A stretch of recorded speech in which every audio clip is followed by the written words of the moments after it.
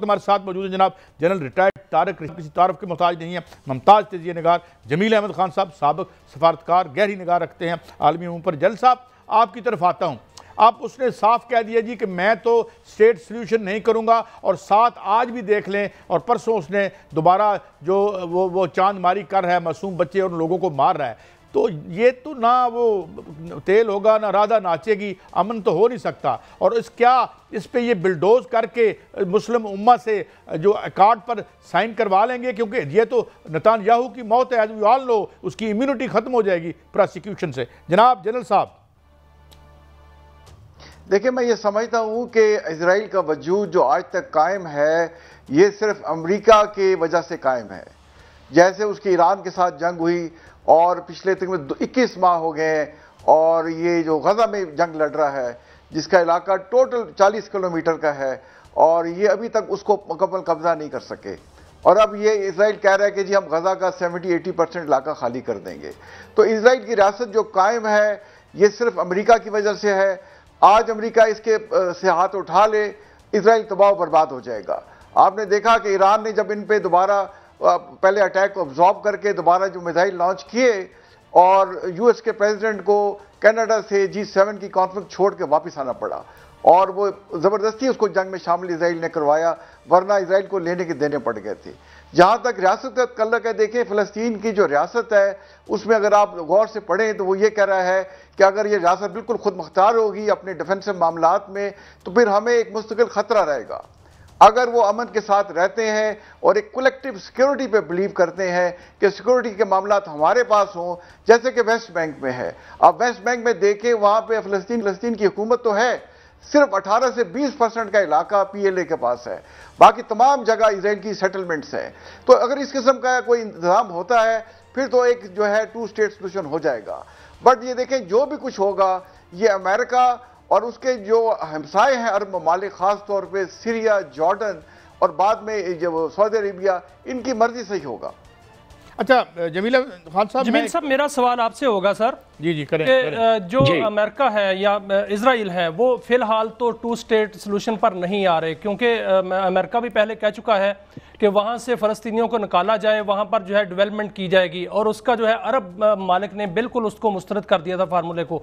आप क्या समझते हैं कि अगर 2 स्टेट हल नहीं निकलता, तो सऊदी अरब या दीगर ममालिक जो हैं वो इब्राहिमी अकॉर्ड पर दस्तखत करेंगे और इजराइल को तस्लीम कर लेंगे इसके अलावा? I think no one has the definite and solid answer about it. लेकिन ये है कि बहरहाल इस पे जिस रुख मोड़ रही हैं चीज़ें, जिस तरह हालात व वाक़यात जो है पलटा रहे हैं, तो महसूस होता है कि आगे जाके कुछ ऐसे हालात पैदा किए जाएंगे जिसमें ये हुक्मरान जो OIC के कोई एक इजलास में मजम्मत के अलावा और फिर दोबारा मजम्मत और दर मजम्मत के अलावा इतना भी नहीं कर सके जो इनका अख्तियार था OIC के चार्टर के मुताबिक, कि वो कुछ और नहीं तो एज अ ब्लॉक इसराइल पर की कुछ मसनूआत पर पाबंदी लगा देते, अपनी फिजाओं पर पाबंदी लगा देते। तो ऐसा भी नहीं हो सका। अपने सरबराहों का इजलास भी सिर्फ उन्होंने 3 बुलाया। 21 महीनों में हमें पता है कि कितनी जानें, कितनी शहादतें हुई हैं। फ़लस्तीन में इसकी मिसाल नहीं मिलती। मैं पूरी फिगर मेरे पास है, मैं आपको दे दूंगा आगे चल के फिगर आपके नाज़रीन के लिए। लेकिन अभी जो आपने सवाल किया है वो ये कि ये ममालिक इन पर कितना इन्फ्लुएंस है, ख़ासतौर पर गल्फ ममालिक का या गिरदोनवा के जो ममालिक हैं पैलेस्टाइन के, तो उसकी पे कितना इन्फ्लुएंस है? 99.9% तो इन्फ्लुएंस है ही। तो फिर जब ये इन्फ्लुएंस इतना ज़्यादा है, तो फिर इसका मतलब ये है कि कोई ना कोई रास्ता निकाला जाएगा। वो ऐसा रास्ता कि उनकी जो बॉटम्स अप प्रेशर, यानी कि अवामुन नास का प्रेशर कहीं ऐसा ना हो जाए कि कुर्सियां मुतज़लज़ल होना शुरू हो जाएं। बस इस हद तक अगर कोई ना कोई लॉलीपॉप दे दिया जाएगा, और उसका क्या हो सकता है वो भी अगली बहस में हम डिस्कस कर सकते हैं कि वो किस किस्म का लॉलीपॉप हो सकता है कि जिसमें उन्हें अपनी आबादियों को कम से कम मुतमईन करने का ये जो 57 ममालिक हमारे OIC के हैं खासतौर पर, या दुनिया में दर्द दिल रखने वाले जो ह्यूमन राइट के पासदार हैं और जो रूल बेस्ड दुनिया को चलाना चाहते हैं, उनकी कुछ थोड़े से ये एक हो जाएगी, आंसू धुल अच्छा, जाएंगे बड़ा उनके। अहम चीज़ आपने और पॉइंट वो आउट की जमील अहमद खान साहब, जो मैं कल भी पूछने की कोशिश कर रहा था, मैं आपसे भी बात करूंगा।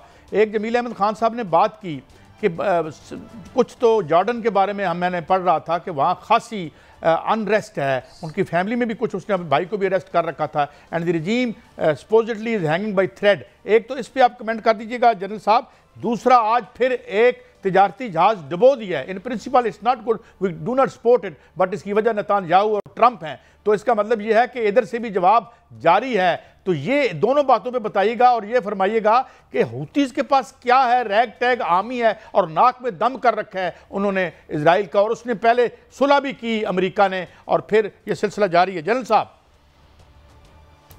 देखें, हूती अभी भी बड़े वो इफेक्टिव हैं, पोटेंट उनके पास कैपेबिलिटी है। ऑफ कोर्स ईरान उन्हें सपोर्ट करता था, और जैसे आपको पता है कि सना जो दारुल हुकूमत है यमन का, वो और हुदैबा की जो पोर्ट है जो बिल्कुल रेड सी के ऊपर है, वो हूतीस के कंट्रोल में है। और ये वो अपनी देखते हैं कोई जहाज़ अगर उसमें इजराइल के पास जा रहा हो या आ रहा हो जिसको सस्पेक्ट करते हैं, तो बिल्कुल आप सही कह रहे हैं। उन्होंने पिछले 2-3 दिनों में खबर आई थी कि उन्होंने जहाज उनका डुबोया है, और हूती ये सच तंग करते रहेंगे। मेरा ख्याल है अगर अमेरिका को अकल हो और इजराइल को भी वो समझाएं, तो जब तक एक प्रॉपर 2 स्टेट सोल्यूशन नहीं होता, मिडल ईस्ट में कभी अमन नहीं आ सकता। मैं जमील साहब की बात को आगे बढ़ाते हुए ये बताता हूँ आपको, देखें कि लेबनान का जो डिफेंस बजट है वो अमेरिका उसके लिए ग्रांट देता है। वो अमेरिका अगर पैसे ना दे तो उनकी फौज के लिए बजट ही कोई नहीं है। सीरिया में आप देखें, अहमद शरा साहब जो है पहले समझ रहे थे कि वो सीरिया को आज़ाद करने आए हैं, और बाद में पता चला कि इनको इनडायरेक्टली अमेरिका पहले से सपोर्ट कर रहा था।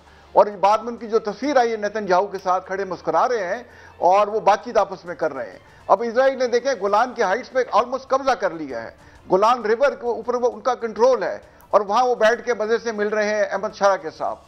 और बाकी जॉर्डन में देखें, खबरें हमें जैसी आई कि ईरान से जो मिसाइल दागे जाते थे वो जॉर्डन से भी इंटरसेप्ट हुए हैं। तो ये जो साथ उसके हमसाया ममालिक हैं जिसमें इजिप्ट शामिल है, ये तो साथ उनके डिप्लोमेटिक उनके साथ इंगेजमेंट कर बैठे हैं, एक दूसरे के साथ डिप्लोमेटिक तल्लकात है। और यूएई से आप देखें रोजाना 13-14 फ्लाइट्स जा रही हैं तल अबीब में, बहरीन से भी जा रही हैं, बहरीन ने भी तस्लीम किया हुआ है।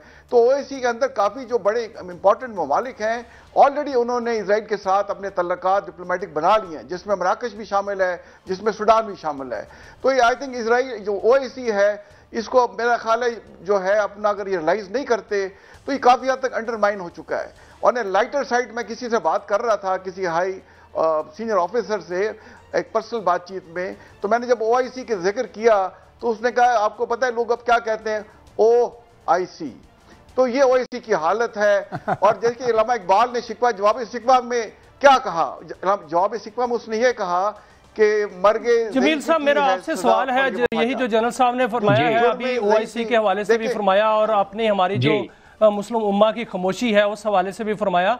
वो तो हर सूरत चाहते हैं कि इजराइली जो है वो चाहते हैं कि फ़लस्तीन से, गजा से फ़लस्तीनियों को बेदखल किया जाए। क्या ये काबिल कबूल होगा कि वो बेदखल हो जाए?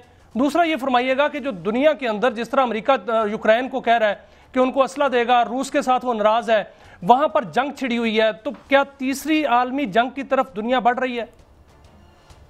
नहीं, जिस तरीके से रस्साकशी चल रही है वो जाहिर है उसमें हिद्दत और शिद्दत तो बढ़ती नजर आ रही है। अब रहा सवाल तीसरी आलमी जंग, कम अज कम कसदन तो कोई मुल्क, ना अमेरिका ना रशिया ना कोई और मुल्क चाहेगा, जितने भी जौहरी कुव्वतें हैं, कि कसदन कोई जौहरी जंग छिड़ सके। हाँ, जब बिल्कुल दीवार के साथ उनकी मौत और रीस का किसी कौम का अगर मसला आएगा तो शायद वो इस्तेमाल कर रहे हैं। मैं दोबारा लफ्ज कर रहा हूँ शायद का। उसकी वजह क्या है? उसकी वजह यह है कि ये वेपन कहलाता है म्यूचुअल डिस्ट्रक्शन। कोई भी मुल्क चला दे तो दुनिया उससे महफूज नहीं रह सकती। हमें पता है कि क्या होता है, हमें पता है कि मौसम तब्दील हो जाते हैं, वबाएं आना शुरू हो जाती हैं, तकरीबन 1 करोड़ के अफराद जो है लुक़्वा अजल बन जाते हैं पहले ब्लास्ट से, और उसके बाद बाकी बीमारियों से, और उसके बाद बाकी जख्मों से। तो ये तमाम की तमाम फसलें ख़त्म हो जाती हैं, ये कोल्ड क्लाउड सामने आ जाता है। तो पूरी दुनिया को पता है कि इस मज़बरात क्या है। इसकी और बहुत सारी तफसील है, टाइम की किल्लत की वजह से मैंने कहा सीधा बातें बता दूं। तो लिहाजा ये म्यूचुअल डिस्ट्रक्शन की तरफ नहीं रहा सवाल कि can accident happen, accident do happen and it can happen, and that would be the end of the entire humanity, तो फिर वो पूरी सिविलाइजेशन खत्म हो सकती है अगर ऐसा कभी हुआ तो। लेकिन इसके अलावा क्या हो सकता है? इसके अलावा वही हो सकता है जिस तरह पाकिस्तान ने मजे चखाए इंडिया को कन्वेंशनल वार में, और उसके बाद पाकिस्तान ने कहा कि भाई हमारी तरफ से मैली आंख ने देखना है। इसी तरह जो कौमें जहां जहां ऐसी कोई बात पैदा होगी, आजकल मसला क्या है? मसला यह है कि there is no higher authority in the world. The higher authority is your own power, is your own strength, is your own will, is your own capacity कि आप क्या कितना मुकाबला कर सकते हैं। इससे अलावा आपने सिक्योरिटी काउंसिल की रेजोल्यूशन की बात कर लें, हम गजा की बात कर रहे हैं, 4 मरतबा सिक्योरिटी काउंसिल की रेजोल्यूशन को वीटो किया गया है कि सीज फायर हो रहा है और सीज फायर खत्म हो गया। एक दफा सीज फायर को एक्सेप्ट किया गया, दूसरे मरहले से पहले इजराइल ने उसकी धज्जियां उड़ा के फेंक दी मार्च में। तो इसी तरीके से पूरी दुनिया चीख चीख के मर गई है। यूएनओ के तकरीबन 250 वर्कर्स को जो है जाँ बहक हो गए इस मामले में, और जो तबाही और बर्बादी हुई है तारीख इसकी गवाह है कि इससे पहले कभी ऐसा हुआ ही नहीं है।